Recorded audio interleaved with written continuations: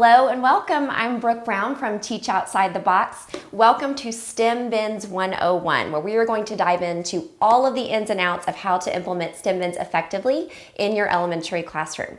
So whether you are brand new to STEM Bins, you maybe have heard of them and you're considering implementing them in your classroom, or you have been using them in your classroom for many years like I have, I hope you're going to find some tips and tricks in these videos that can make them as enriching as possible for your elementary kiddos. So if you've never heard of STEM Bins before, STEM Bins are simple, hands-on, play-based engineering tasks for elementary kids.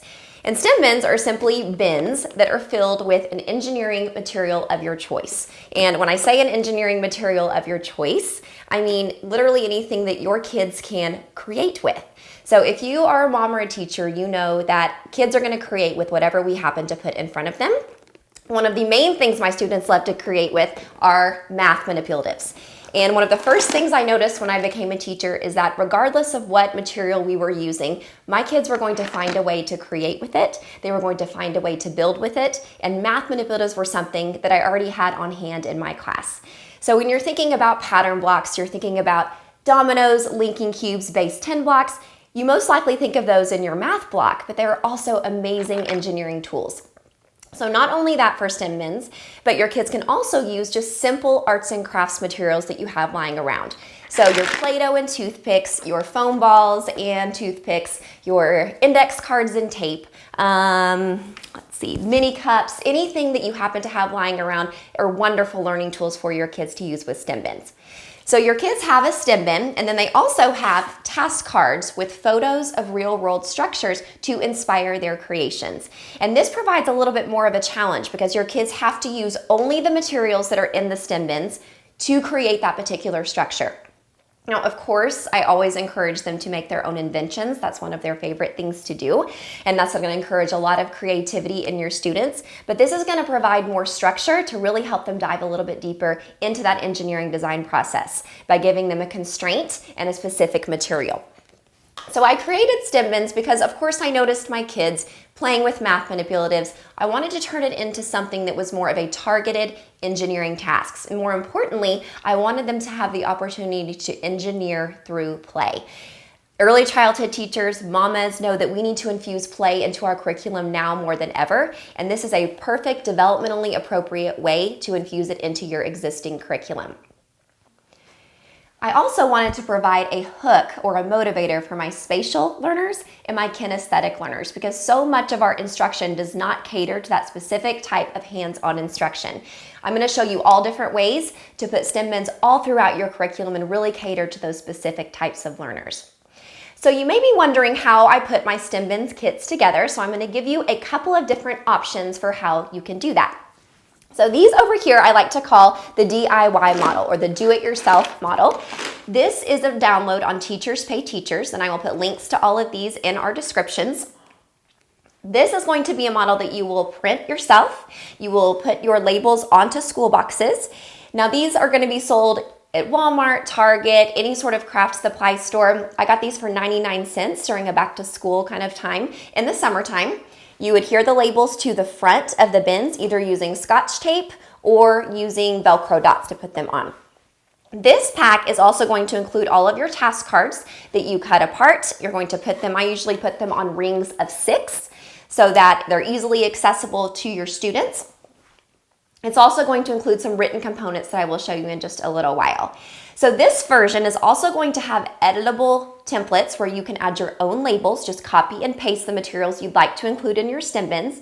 It's going to have editable task cards. It also has a French translation, a Spanish translation, and a STEAM version. If you are a school that really prefers the STEAM model, adding that art into your acronym.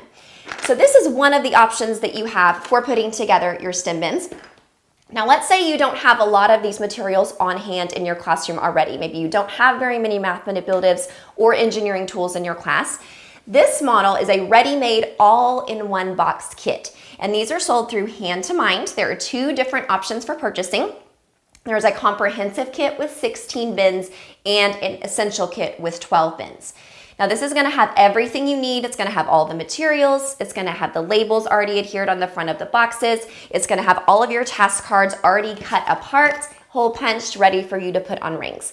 So this is going to be more of your time-saving option for sure, with an all-in-one solution for putting together your stem bins. Now, included in both kits, you're going to have some writing components that are optional, but really help extend the engineering design process and kind of extend that enrichment period for your kids with stem bins. So beyond just the task cards and the building, I also have 3 foldable booklets that your students can record their knowledge. This one is called My STEM Bins Inventions, so they can invent their own creations. I also have My STEM Bins Creations. This is great for the little ones. They simply draw what they create and they write a description that goes with it. And then I have a STEM Bins Design Process.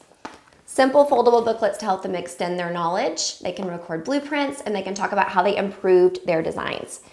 Also included in your kits, you're going to have Challenge Yourself cards. And this is going to take your kids a little bit further in that engineering design process beyond just the building. This is encouraging them to improve their structures and to make their structures useful. This is also perfect for your kids when they are creating their own inventions. So we have writing prompts that you can put into literacy centers so your kids can write descriptive paragraphs, they can write procedural paragraphs, they can even make an original story involving their STEM bins. These are appropriate for all elementary levels, K all the way through 5th grade. Wonderful way to extend that writing. And then I have writing templates with a variety of lines for all of the different grade levels for you to choose from. So you may be wondering, what is it going to look like when my kids are creating with stem bins? So you can see here I've got some different structures that I have built using the specific task cards that are included in the kit. But the beauty of stem bins, guys, is that they are completely interchangeable. So your kids can choose any bin, any task card, and create anything, which means they very rarely get tired of using stem bins and they beg to use them all year long, which could be the best teacher's gift ever, to have something that is already in place that is engaging for our kids all year long and then they're never going to get tired of. So these are some different inventions. We have a there's a rocket out of Magformer bricks. We've got a bridge out of Kiva planks, a box out of index cards and tape, and a tent out of popsicle sticks and Velcro.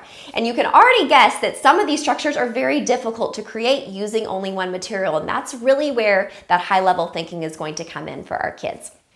So those are the basics of stem bins, and I hope are going to get you excited for maybe considering to try stem bins in your class.